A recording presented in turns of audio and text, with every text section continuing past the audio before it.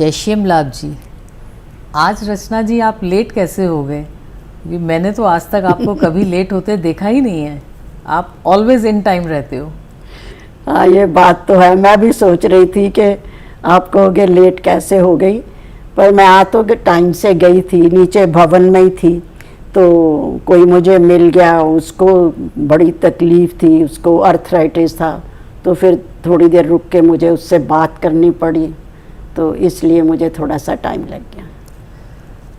ये आपने आज अर्थराइटिस की चर्चा शुरू की।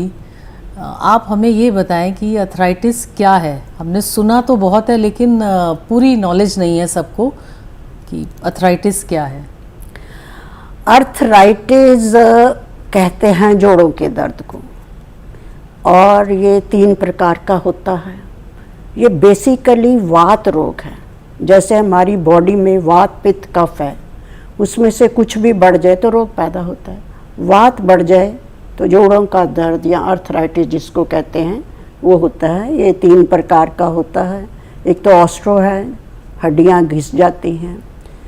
एक यूरिक एसिड बढ़ने से रोमेटाइड अर्थराइटिस होता है, उसमें स्वेलिंग हो जाती है जोड़ों में, बुखार भी आ जाता है, रेडनेस भी हो जाती है। एक जुवेनाइल होता है, वो होता है जैसे कोई रोग हो गया, चिकनगुनिया हो गया, डेंगू हो गया या कोई ऐसा, तो उसके आफ्टर इफेक्ट से होता है। वो कई बार बच्चों में भी हो जाता है।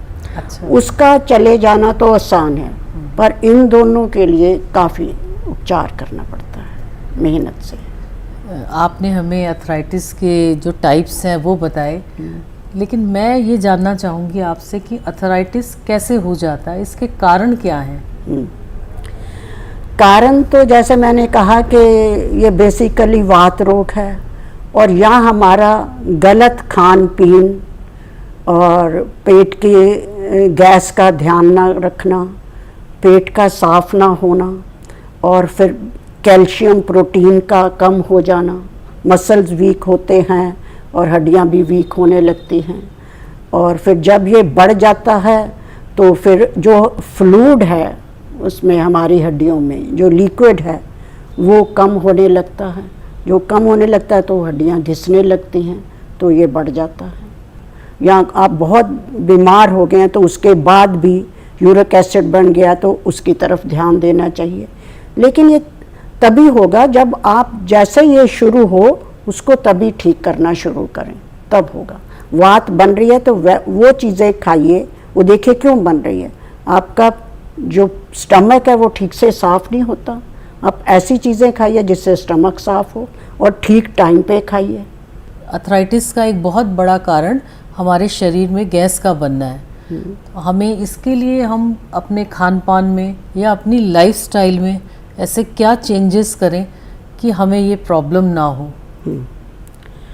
खान पीन में तो चेंजेस आपको करने पड़ेंगे। कुछ तो खाने के टाइमिंग ठीक करने पड़ेंगे, और कुछ जो हमारे पास चीज़ें हैं खाने की, उन्हीं को खाने से हम ठीक हो सकते हैं। जैसे कड़ी पत्ता है, अब कड़ी पत्ता को चाहे आप वैसे चबाइए, चाहे आप बेस्ट है फिर वैसे नहीं खा सकते, इसकी चटनी बना लीजिए। दोनों टाइम 1-1 चम्मच चटनी का अपने भोजन के साथ लीजिए।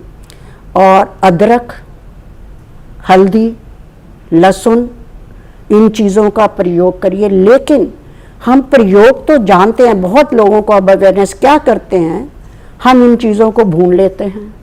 जब भूनोगे तो इनकी पोटेंसी कम हो जाएगी, तो फिर उससे वो नहीं आपको असर देगा। आपने किसी चीज़ को भूनना नहीं है। हाँ, आप बॉयल कर सकते हो, उनको उसमें डालो, सब्जी में डाल दो, या खाने से पहले वैसे ही कच्चा अदरक, आधा इंच का कच्चा अदरक खा लीजिए, वो आपको फ़ायदा करेगा। रात को भोजन के साथ 2 तुरी लहसुन की खाइए, वो फ़ायदा करेगा। तो चीज़ें आपके पास हैं, लेकिन उनको खाना आपको ठीक करोगे तो आपको फ़ायदा होगा। आपने अभी हमें ये बताया कि हमारे खान पान के गलत तरीक़ों से ये रोग बढ़ जाता है। तो हम अपने खान पान में या खाने की जो भी हम खाना खाते हैं या फ्रूट्स खाते हैं, उसमें ऐसे क्या चेंजेस करें जिससे हमें ये प्रॉब्लम ना हो? बिल्कुल, ये आपने बहुत अच्छी बात पूछी। खाना तो हम वही चीज़ें खाते हैं लेकिन गलत समय पे खाते हैं। सबसे पहले तो मैं ये कहूँगी कि पानी को ले लो। अब खड़े खड़े पानी पी रहे हो, इससे जोड़ों का दर्द होता है। पानी के साथ हमारे मुंह का सलाइवा जाना चाहिए। और सैलड जो मूली खीरा है ये दोपहर तक का है, स्प्राउट्स खाने हैं दोपहर तक के हैं, रात को हल्का खाना खाना, दोपहर को और सुबह कंप्लीट खाना खाइए। तब ये बातें हैं तो बड़ी छोटी छोटी, पर यही बातें फ्रूट जो हैं वो सुबह के टाइम चाहे नाश्ते में खा लो। और दूसरा खाना कैसे है, जैसे बचपन में जो सिखाया जाता था ना, चबा चबा के खाओ। आप खाने को ऐसे खाइए कि उसका कुछ हिस्सा तो आपके मुंह में ही आपका हाजमा बन जाए। उसको चबा चबा के खाना ऐसे बात नहीं है। जब चबा के खाओगे तो आपके मुंह का सलाइवा साथ साथ में जाएगा, तो उससे खाना आपका जल्दी हजम होगा। और जितनी आपकी भूख है उससे 15% आपने कम खाना है। जैसे ग्राइंडिंग है, मान लो पहले तो चक्कियाँ होती, अब मिक्सियाँ हैं, अब ठूस दो उसको तो वो क्या चल जाएगी? आपकी सारी मशीन ही खराब हो जाएगी। ऐसे ही बॉडी है, उसको ये खाइए। और फिर पानी एक तो खड़े होकर नहीं पीना, एक खाने के साथ साथ आप पानी पी रहे हो तो सारा हाजमा बिगड़ जाएगा। खाने के 1 घंटा बाद, एक नहीं कर सकते तो चलो पौना घंटा, तब आपने पानी पीना है और बैठ के पानी आराम आराम से पीना है। और जो दूध है वो रात को उसमें हल्दी और सौंठ डाल के आपको दूध पीना है, क्योंकि अर्थराइटिस की बात हो रही है। और सुबह छाछ पीनी है तो वो भी दोपहर तक। फ्रिज की भी चीज़ें कोशिश करो कम से कम यूज़ करने के। जिनको अर्थराइटिस है उनको आइसक्रीम वगैरह, ये छाछ वगैरह भी है तो उसमें हल्दी का थोड़ा सा छौंक लगा के वो खाना है। चीज़ें वही हैं, उनका उपयोग कैसे करना है। और जितने गरम मसाले हैं उनको घी में नहीं भूनना, उनको ऐसे ही सब्जी के ऊपर डालना है, एक आध बॉयल करना है, वही खाना। रचना जी, आप हमें कुछ उन लोगों के लिए बताइए जिनको सुबह जब उठते हैं तो उनका बहुत ज़्यादा सब जोड़ों में दर्द होता है और एक तरह से पूरा शरीर स्टिफ होता है। और इसके साथ ही साथ मैंने ये देखा है कि जब विंटर स्टार्ट होती हैं तो भी बहुत लोगों को प्रॉब्लम आती है। तो इसके लिए हम कुछ घरेलू उपचार बताएं, क्योंकि मेडिसिन तो बहुत है मार्केट में बट उनके साइड इफ़ेक्ट्स भी हैं। एक तो आपने सवेरे 3 अखरोट की गिरियाँ खानी है, वो बहुत फ़ायदा करेगी। और नारियल की गिरी भी खाइए, और मौसमी का रस और नींबू भी ले सकते हैं। और एक और बहुत 2 एक उपचार हैं इसके। ये जो हार श्रृंगार का पौधा होता है, पेड़ भी बन जाता है, जिसमें सफ़ेद और नारंगी रंग के फूल आते हैं। 6-7 पत्तों को 1.5 गिलास पानी में उबलना रखिए। जब आधा रह जाए तो सुबह शाम वो पानी पीजिए। ये बहुत ही बढ़िया उपचार है। और अर्थराइटिस के लिए जो बहुत एक कारागर है वो है चूना। अगर हम ऐसे किसी को कहते हैं चूना को, तो चूने की जरा सा भी मात्रा ज़्यादा कम होने से नुकसान होता है। तो एक बड़ी आसान विधि अगर बना सको तो कि आधा किलो चूना ले लो, जो ऑर्डिनरी चूना जो पहले पुताई के काम आता था, और 100 ग्राम हल्दी की गांठें, जो आम गांठें होती हैं वो ले लीजिए। और आधा चूना एक घड़े जैसा मिट्टी का बर्तन ले लें और उसमें से आधा चूना नीचे बिछा दें, ऊपर वो गांठें डाल दें और उसके ऊपर फिर वो चूना डाल दें और उसको पानी से भर दें। थोड़ा ओपन जगह में रखें, चूने की गैस होती है। और 3-4 दिन आप उसको पानी डालते रहिए, 4 दिन ही लगा लो, पानी डालते रहिए, वो सूखता जाएगा। उसको जब उसकी गैस काफ़ी निकल जाए तो आप उसको कपड़े से रात को ढक सकते हैं। उसके पानी का ध्यान रखिए। 4 दिन के बाद वो चूना हटा के वो गांठें निकाल लीजिए और उनको धो लीजिए। और उनको पहले बरीक बरीक उसको अच्छी तरह धो के बरीक बरीक टुकड़े काट लीजिए, क्योंकि गीला है कटना आसान। उसके बाद उसको ग्राइंड कर लीजिए और उसको आजकल खाली कैप्सूल मिल जाते हैं दवाइयों के, या तो उसमें डाल लो, उतनी मात्रा होनी चाहिए, नहीं तो उतनी मात्रा आप, वो हल्दी भी आ गई, चूना भी आ गया, आप दही में डाल के खा सकते हैं। और या वो कैप्सूल में डाल के खा सकते हैं, खाली पेट नहीं खाना, खाने के बाद आप खा सकते हैं। और एक गोंद कुंदरू आता है, वो मिल जाता है पंसारी से या देसी दवाइयों के, उसको चने के दाने जितना उसको आप खा सकते हैं। और अगर ज़्यादा आपको तकलीफ़ है तो आप योगराज गुग्गल, महायोगराज गुग्गल खाइए, लेकिन वो अच्छा है कि किसी वैद्य की भी कंसल्ट कर लीजिए कि अगर ब्लड प्रेशर वगैरह हाई है तो उसके लिए भी ध्यान रखना। अब आई सुबह की स्टिफनेस की, अक्सर ये होती है स्टिफनेस। एक तो सारे दिन का खान पीने का ध्यान रखें, एक उठते ही सिकनेस होती है तो थोड़ा अपने अंगों को ऐसे ऐसे करके करिए, और सिकनेस ये धीरे धीरे ठीक होगी, उसके लिए प्राणायाम आपको करने पड़ेंगे। जैसे जैसे प्राणायाम करोगे, जब आपकी हड्डियों में वो ऑक्सीजन जाती रहेगी तो वो नरम पड़ती रहेंगी, उसका जो लिक्विड है सूखेगा नहीं, तो उससे आपके जो जोड़ हैं तब वो नरम होंगे। और दूसरी एक सबसे और बात है, अर्थराइटिस वालों को, वैसे वो सबको करना चाहिए कि आप नहाने से पहले मसाज करिए और सारी बॉडी की मसाज करिए, अपने हाथों से करिए। के बाद जब आपको फुर्सत हो तो पंचकर्म अर्थराइटिस वाले को जरूर करवाना चाहिए, उससे स्टीमिंग होती है और वो जिस तरह का ट्रीटमेंट देते हैं उससे बॉडी को अगले 2-3 महीनों के लिए फ़र्क पड़ सकता है। अब मसाज करनी कैसे है? हमेशा पैरों से शुरू करिए। हमारे हाथों पैरों में हमारी पूरी बॉडी की नर्व्स होती हैं, और पैरों की ऐसे उंगलियों से शुरू करके, ये मैं बताती, ऐसे उंगलियों से शुरू करिए पहले, ये सब उंगलियों को, ये अंगूठे में भी पूरी बॉडी है, इसको ऐसे मसाज करते जाइए। फिर ये जगह को मसाज करिए, थोड़ा सा घुटनों करिए, ये जगह पे अच्छी तरह करिए, ये हाथ ऐसे रख लीजिए और ऐसे करिए पूरे हाथ में।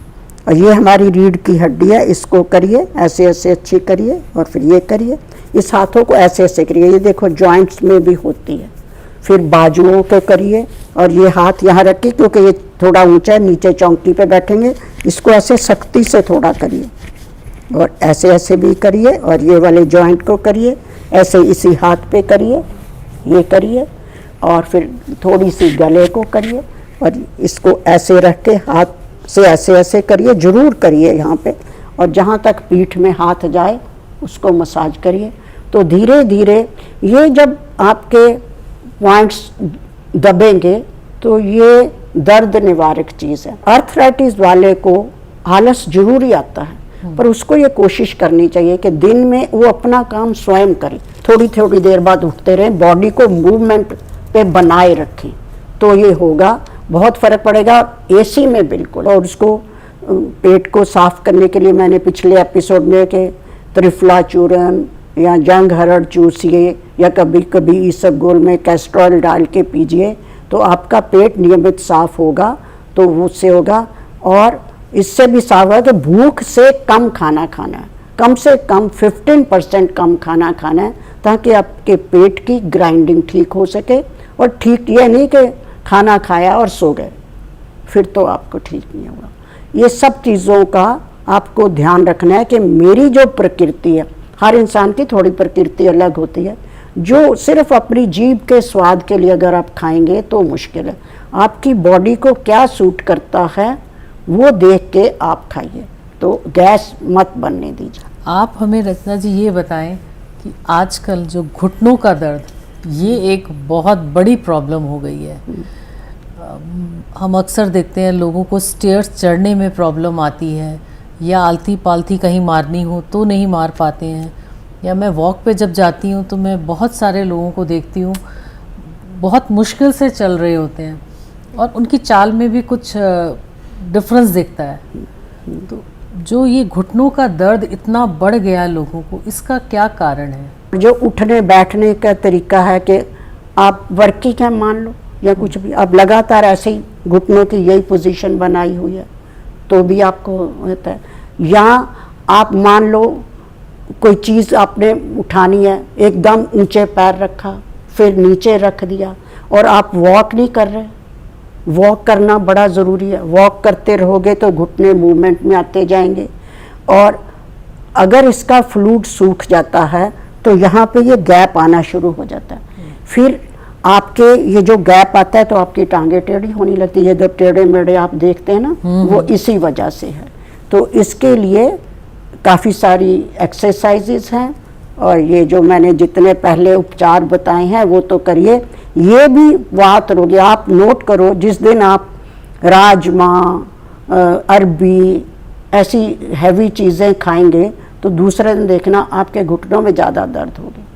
तो वो चीज़ों से आपने बचना है, बाकी इलाज तो पहले वाला ही है। और इसकी काफ़ी सारी एक्सरसाइजेज हैं जो करनी पड़ेंगी, और तभी ये ठीक होगा। इसके लिए मेहनत तो करनी पड़ेगी। आजकल देखिए रचना जी, अक्सर लोग वर्किंग हैं, ऑफिस में कई आवर्स तक कंप्यूटर के आगे बैठे रहते हैं, तो उनके नीज़ में पेन स्टार्ट हो जाता है। आप कुछ ऐसी एक्सरसाइजेस बताएं जो ऑफिस में अपना काम करते हुए बीच में उठ के थोड़ी देर के लिए कर लें, जिससे कि उनको रिलीफ मिल जाए। हाँ, ये बहुत अच्छी बात है। ये अक्सर प्रॉब्लम है, मैं भी देखती हूँ, और बहुत लोग मुझे भी पूछते हैं। अब देखिए, अब काम तो करना पड़ेगा, बैठना भी पड़ेगा। अब ऑफिस में बैठे हैं, कई बार तो अब तो घर से अगर ऑनलाइन तो भी घंटों घंटे बैठना, तो क्या करें, अब उठ के कहीं जा नहीं सकते। आप बैठे हो चेयर पे, ये मेरी थोड़ी चेयर नीचे है, अब वो तो थोड़ी ऊंची होती है, तो आप क्या करें, आप काम करते करते रुकिए, थोड़ा तो आपको करना ही पड़ेगा ना। इसमें बैठे बैठे आप ऐसे करिए, ये, या अगर ऐसे वैसे नहीं होता तो चेयर के ऐसे हाथ रख लीजिए, ऐसे करिए जितनी देर रोक सके, फिर ऐसे करिए, फिर ऐसे करिए, फिर ऐसे करिए, फिर ऐसे करिए, फिर ऐसे करिए, और हो सके तो ऐसे थोड़ी देर चला लीजिए, फिर अपना काम करते रहिए, फिर ऐसे करते। ये तो मैंने बैठने की बताई है। अब क्योंकि ऑफिस की बात हो रही है तो छोटी से छोटी जगह में भी कर सकते हैं। आप खड़े हो जाइए और ये पंजों के बल खड़े होइए। पंजों के प्रेशर से टांगें सीधी होती है और घुटनों पे भी फर्क पड़ता है। ये ऐसे जितनी देर आप रुक सकें। मान लो आपको लगता है मैं इतना बैठा हूँ, मेरा बैलेंस नहीं हो रहा, तो आप अपनी चेयर को पकड़ के भी कर सकते हैं ऐसे, यहाँ से नहीं तो पीछे चेयर को, बैक को पकड़ के भी थोड़ी देर, जितनी देर रुक सकते हैं करिए। और थोड़ी जगह भी है तो आप पंजों के बल चलिए, उसी जगह पे आगे पीछे करते रहिए। और अगर आपकी बॉडी फिट है तो एड़ियों के बल भी चलिए। ये सब चीजें आपको बहुत फायदा देंगी। देखिए, हमें अपने काम करते करते हाँ, अपनी बॉडी को मूवमेंट दें थोड़ा। जी, ऐसे हाथ रखिए, सांस भरते हुए आप ऐसे करिए जैसे चेयर पे बैठे नहीं है, पर बैठने जैसा करना। अगर आपको लगता है मैं गिर ना जाऊं तो आप अपनी चेयर के पास करिए ताकि बैठना पड़े, और सांस भरते हुए नीचे ऐसे बैठिए जैसे मान लो चेयर पे बैठे हो, सांस छोड़ते हुए ऊपर।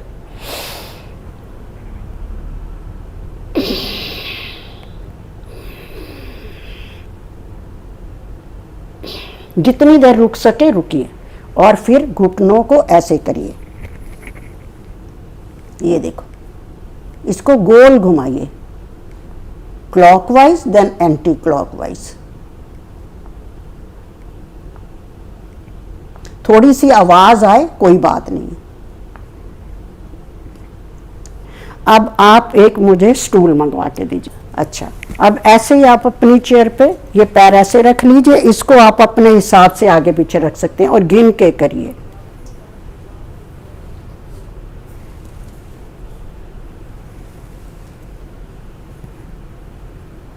फिर दूसरे से करिए। ये सारी घुटनों की मूवमेंट के लिए है।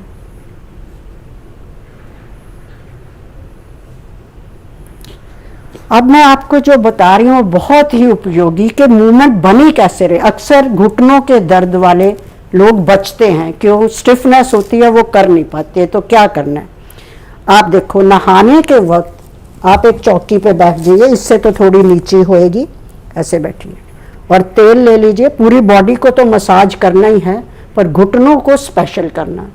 सरसों का तेल या फिर तिल का तेल, लेकिन कोई भी पेन रिलीविंग तेल जो है उनसे मसाज नहीं करनी। वो खाली तेल लगा के चुपड़ने के लिए होते हैं और उसके ऊपर पट्टी बांध देते। सिंपल सरसों का तेल या तिल का तेल, उसको ऐसे लगा लीजिए, यहाँ अच्छी तरह लगाया, हाथों को ऐसे करिए, ये बिल्कुल घुटनों के जॉइंट्स के ऐसे करके इसको मालिश करिए। जो नॉर्मल हैं, जिनके नहीं दर्द है वो 2-3 मिनट, जिनके ज़्यादा है वो 10 मिनट करें। ऐसे ऐसे इसको करते जाइए। ये आपके घुटनों को बड़ी लुब्रिकेशन देगा, आपके जोड़ों की दर्द ठीक होगी, घुटनों की बहुत सहायता मिलेगी, चौकड़ी भी मारने लग जाओ। 10 बार एक तरफ को क्लॉकवाइज और 10 बार एंटी क्लॉकवाइज। और जब तेल आपने लगा लिया, मालिश करी है, तो आपने ठंडे पानी से नहीं नहाना, गुनगुने पानी से, चाहे गर्मी हो चाहे सर्दी में थोड़ा और कर लो, तो उससे आपने नहाना है। और पहले चाहे थोड़ा सा गर्म पानी पैरों पे डालिए, फिर थोड़ा सा घुटनों पे डालिए, और फिर आप जिस भी साबुन से जो करते हैं। और जिनको ज़्यादा दर्द है वो ये मालिश सुबह शाम भी कर सकते हैं, रात को कर लो और रात को उसको पोंछ के कोई कपड़ा लपेट के सो जाओ, बहुत ही इफेक्टिव है ये। अब मैं आपको थोड़ा दूसरी मैं आपसे एक्सरसाइज एक चीज़ बताऊं। पूछना चाहूँगी, हम कई लोगों को देखते हैं जब हम थोड़ा बेंड करते हैं तो, या जैसे आपने ये रोटेशन वाली एक्सरसाइज बताई, इसमें नीज़ में आवाज़ आती है, तो कुछ लोग डर भी जाते हैं कि क्या हमें ये एक्सरसाइजेस करनी चाहिए कि नहीं। अगर आप बताएं कि अगर हमारे नीज़ में ऐसी आवाज़ आ रही है तो हम ये एक्सरसाइज करें। देखो, अगर हल्की आवाज़ आती है तो कोई बात नहीं, आप करते करते वो नहीं आएगी। लेकिन अगर आपकी वो आती है और आपको पेन फील होती है तो आपको नहीं करना। तो आपको दूसरी बातें वॉक से, या जो मैंने हल्की एक्सरसाइज बताई हैं, या मैं थोड़ी और अब मैट पे भी करके दिखाऊंगी, फिर वो करनी है, और फिर बाद में ये करनी है। लेकिन मसाज से फ्लेक्सिबिलिटी बहुत आएगी आपको। अब मैं आपको मैट के ऊपर थोड़ी घुटनों के लिए, क्योंकि ये बहुत मेजर प्रॉब्लम है, इसलिए इसके व्यायाम भी ज़्यादा है। अब आपको मैं बैठ के बताती हूँ कि श्वास को लेते हुए ऐसे करिए अंदर को पंजे, और श्वास छोड़ते हुए बाहर, क्योंकि पूरी हमने ये थाइज को स्ट्रेच करना है घुटनों की वजह से। देखो,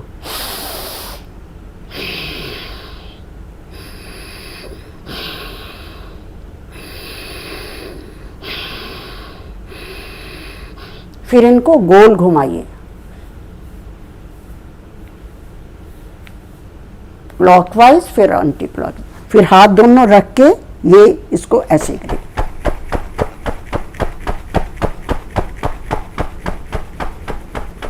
ये जगह जो है ये नीचे टच करनी चाहिए। पहले दिन ना भी करे तो आप करते रहिए,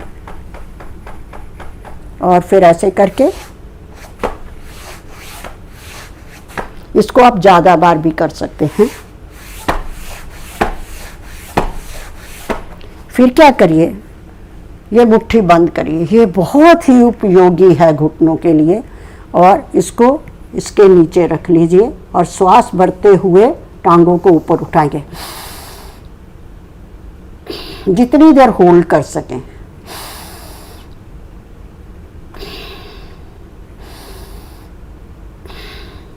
मान लो आप ऐसे नहीं कर पाते, आदत नहीं है, बेली बड़ी हुई है या वेट है, तो आप एक छोटा टॉवल ले लीजिए, उसको गोल बना के उसको नीचे रख के तो आप ऐसे कर सकते हैं। फिर मान लो अब आपने टॉवल रखा है तो आप ऐसे कर सकते हैं। ठीक है। अब दूसरी है, ये इसको ऐसे रख लीजिए, और ये हिप जॉइंट और घुटने के लिए श्वास लेते हुए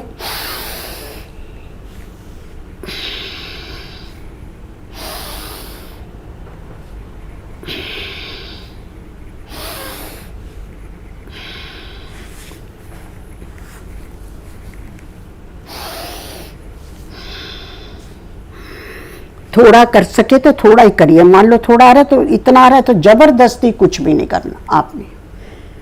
और जिनको भी नी पेन है वो जब वॉक पे जाएं या ज़्यादा चलना हो तो उनको शूज़ ही पहने, लूज चप्पल नहीं पहनी, क्योंकि ये जगह ऐसे दबी रहनी चाहिए। अगर हो सके तो घर में भी जो जल्दी उतर सकते हैं, पंजा जो आपका ऐसे टाइट रहना चाहिए घुटनों के दर्द वालों को, और इसको ताकि टांगों की वाइब्रेशन बनी रहे। और ये इसको ऐसे जब भी आपको टाइम मिले आप ऐसे करते रहो। इतना ना कर पाओ, दर्द है तो खाली इतना ही करते रहो।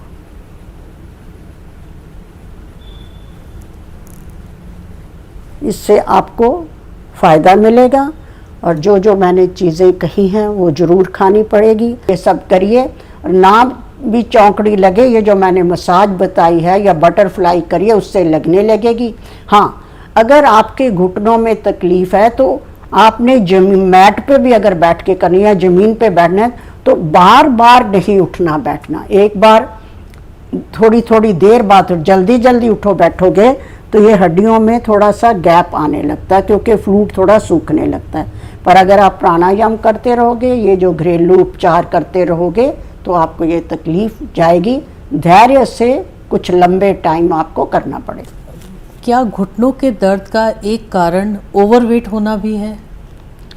बिल्कुल है। ओवरवेट होने से जब हम खड़े होते हैं तो हमारा ज़्यादा प्रेशर घुटनों के ऊपर आ जाता है, तो कई बार सिर्फ वेट की वजह से घुटने खराब हो जाते हैं और उनको ठीक करना मुश्किल होता है। तो इसीलिए मैं कहती हूँ कि अगर आप ये सोचो कि खाली जो खाने पीने की चीज़ें बताई गई हैं या कुछ और चीज़ें हैं उनसे खाली ठीक हो जाएगा, तो ये बहुत मुश्किल है।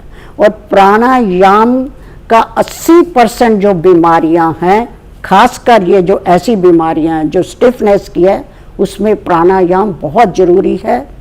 5 प्राणायाम रोज़ करना चाहिए। और अगर ये वाली प्रॉब्लम है तो 3 पे तो ज़्यादा एम्फेसाइज करना है।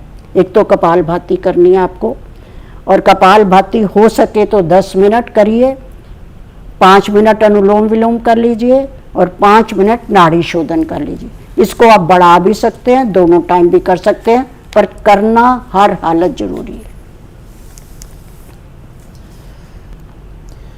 आप सबने आज ये देखा कि अगर हमें अपने नी पेन से बचना है तो हमें प्राणायाम तो करना ही पड़ेगा, और साथ में जो उन्होंने हमें सूक्ष्म व्यायाम बताए हैं या मसाज बताई है, आप उन सबको फॉलो करें तो आपको अपने नी पेन में ज़रूर रिलीफ मिलेगा।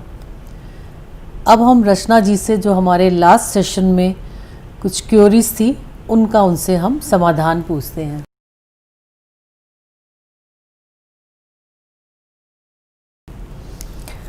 दिल्ली से हमारे तिलक राज गुलाटी जी हैं, जिनकी एज 70 के आसपास है। उन्होंने आपसे ये पूछा है कि एक तो उनको डायबिटीज़ है और उन्होंने अभी 3 साल पहले हर्निया का सर्जरी कराई है, तो वो ये जानना चाह रहे हैं कि उनको कौन से आसन करने चाहिए। देखिए, कोई भी सर्जरी आप करवाओगे तो 6 महीने तक आपको एक्सरसाइज नहीं करनी। 3 महीने के बाद आप प्राणायाम शुरू कर सकते हो, बहुत तेज़ नहीं, धीरे धीरे। 6 महीने के बाद आप सारे प्राणायाम एक्सरसाइज कर सकते हो। लेकिन जब 6 महीने आप नहीं करोगे तो आपको स्लोली शुरू करना है। वॉक करिए, प्राणायाम शुरू करिए और एक्सरसाइज शुरू करिए। ये आप 3 साल हो गए, आराम से सब कुछ कर सकते हैं। हरविंदर सिंह जी ने आपसे ये पूछा है कि उनकी दादी हैं, उनको नींद नहीं आती है और नींद ना आने के कारण वो बहुत परेशान रहती हैं। वो आपसे इसका कुछ समाधान जानना चाहती हैं। ये देखिए, ये ओल्ड एज में एक कॉमन प्रॉब्लम है।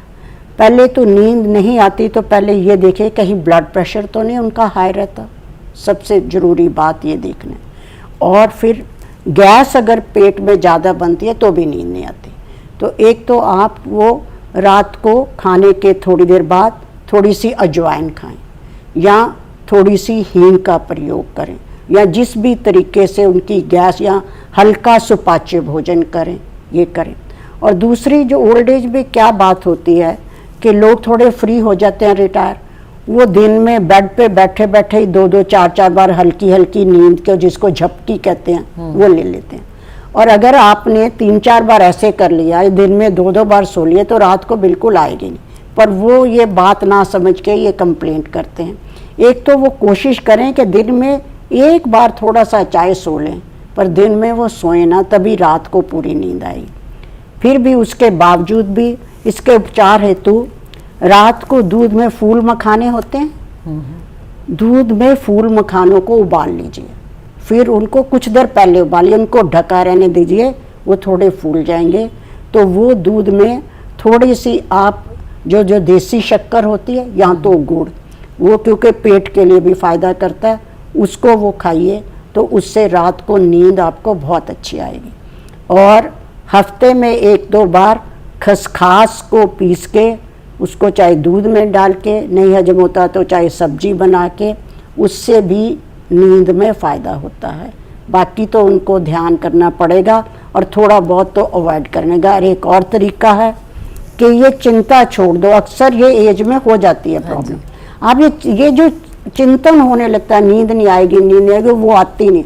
आप चुपचाप बैठिए, भजन करिए, माला ले लीजिए या तो कोई बुक पढ़िए और अपना राम राम राम राम जो भी आपका मंत्र है, आप नींद की सोचो मत, उसको जपते रहिए, जपते। लेटना नहीं है, लेटना तब है जब नींद आने लगे।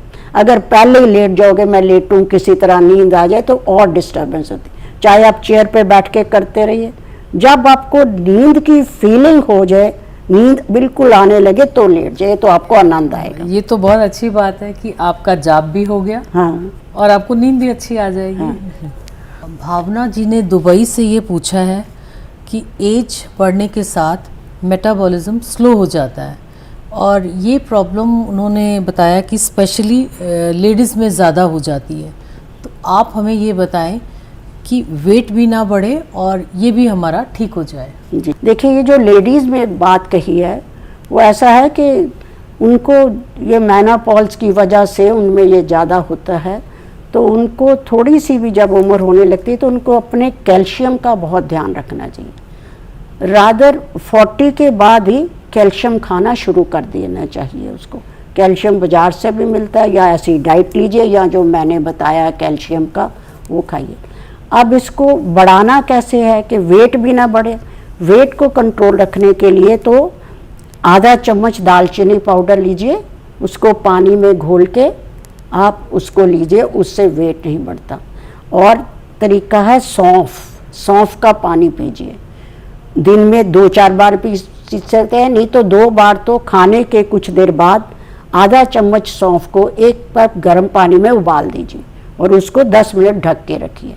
फिर वो पानी को सिप कर करके आप पीजिए, उससे वेट नहीं बढ़ेगा। और आप ये कहते हैं कि कैसे इसको इम्प्रूव करें, तो उसके लिए अश्वगंधा, जो कि आजकल सब लोगों को पता है, आधा चम्मच अश्वगंधा खाइए। और शिलाजीत है, वो हमारी बॉडी को बहुत स्ट्रॉन्ग रखती है।